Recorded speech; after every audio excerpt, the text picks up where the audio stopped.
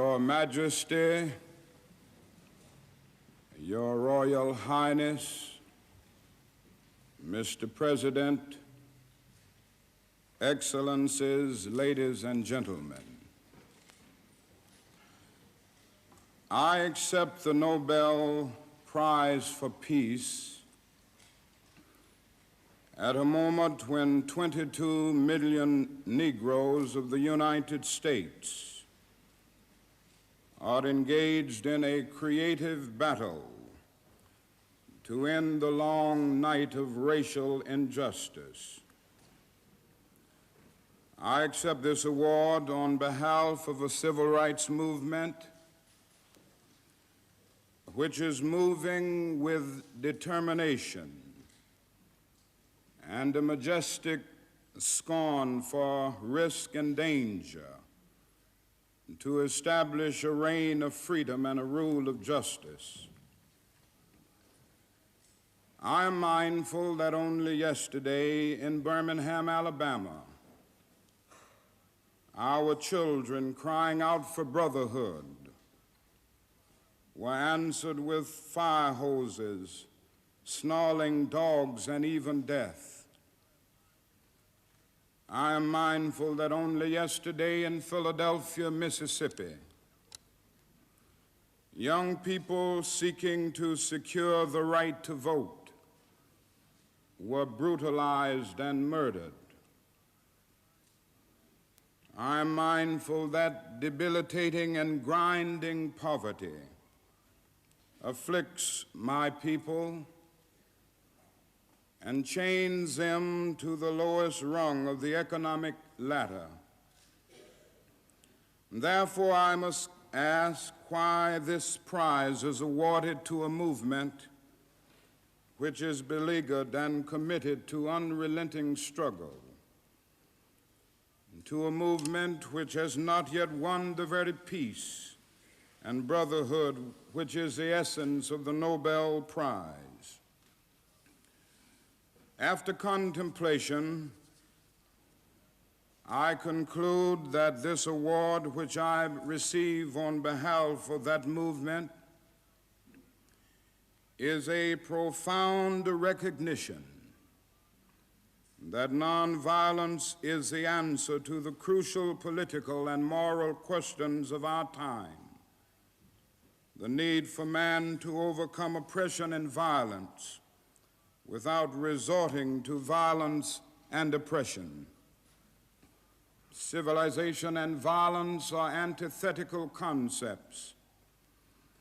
Negroes of the United States, following the people of India, have demonstrated that nonviolence is not sterile passivity, but a powerful moral force which makes for social transformation. Sooner or later, all the peoples of the world will have to discover a way to live together in peace and thereby transform this pending cosmic elegy into a creative psalm of brotherhood. If this is to be achieved, man must evolve for all human conflict a method which rejects revenge, aggression, and retaliation. The foundation of such a method is love. The tortuous road which has led from Montgomery, Alabama to Oslo bears witness to this truth. This is a road over which millions of Negroes are traveling to find a new sense of dignity. This same road has opened for all Americans a new era of progress and hope.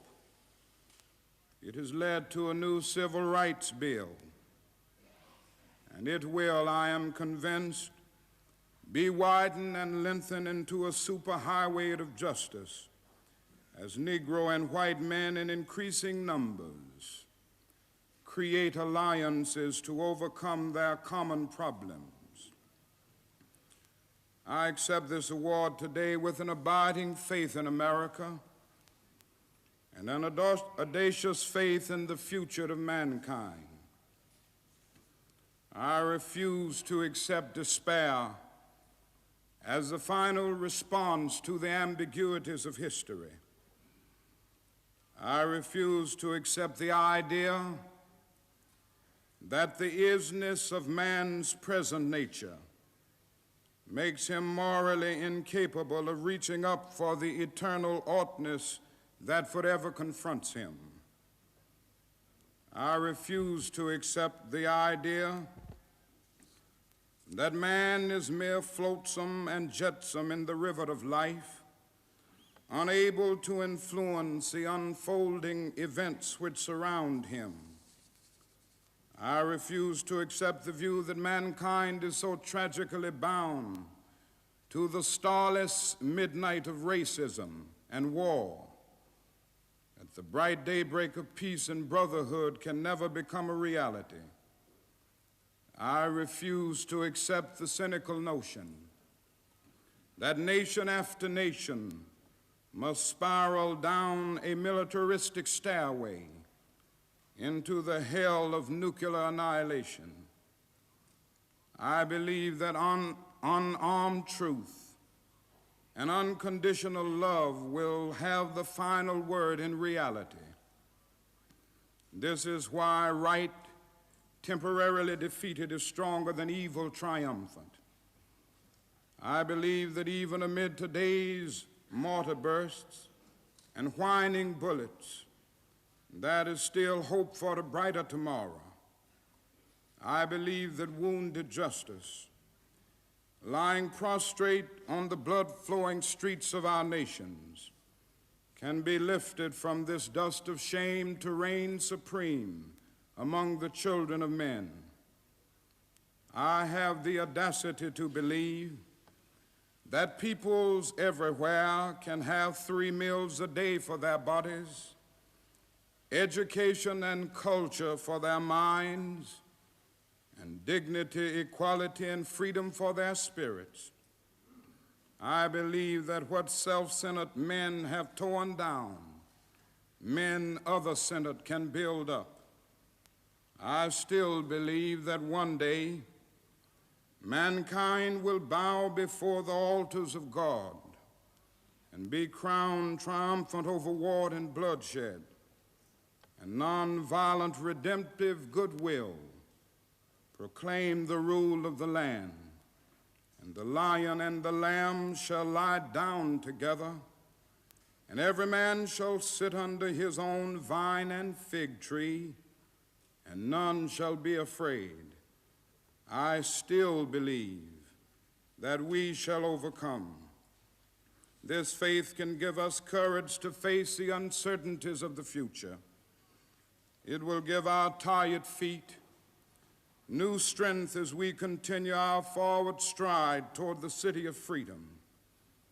When our days become dreary with low hovering clouds, and our nights become darker than 1,000 midnights, we will know that we are living in the creative turmoil of a genuine civilization struggling to be born. Today I come to Oslo as a trustee, inspired and with renewed dedication to humanity. I accept this prize on behalf of all men who love peace and brotherhood. I say I come as a trustee, but in the depths of my heart I am aware that this prize is much more than an honor to me personally. Every time I take a flight, I am always mindful of the many people who make a successful journey possible, the known pilots and the unknown ground crew. You honor the dedicated pilots of our struggle who has sat at the controls as the freedom movement soared into orbit. You honor once again Chief Lutuli of South Africa, who struggles with and for his people are still met with the most brutal expression of man's inhumanity to man. You honor the ground crew, without whose labor and sacrifice the jet flights to freedom could never have left the earth. Most of these people will never make the headlines, and their names will never appear in Who's Who. Yet when years have rolled past, and when the blazing light of truth is focused on this marvelous age in which we live, men and women will know, and children will be taught, that we have a finer land, a better people, a more noble civilization, because these humble children of God were willing to suffer for righteousness' sake.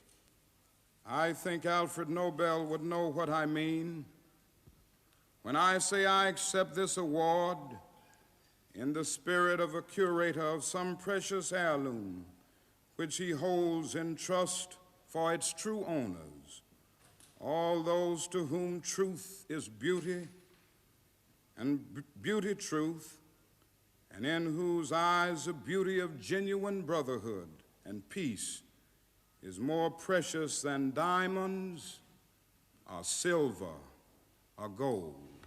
Thank you.